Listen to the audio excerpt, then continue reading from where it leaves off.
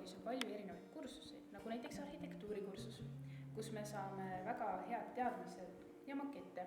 See siin on tehtud koos rahvusvaheliste projektide inimestega ja antud projekt sai ka rahastuse linnavalitsuselt.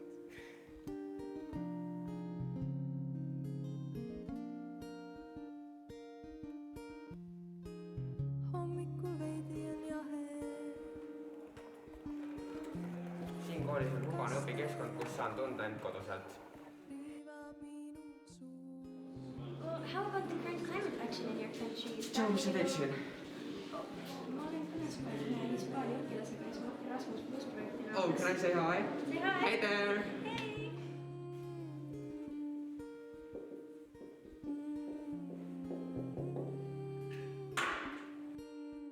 Üks suur pluss on see, et õpilastel on võimalik valida valikaineid, mis neile endale meeldivad.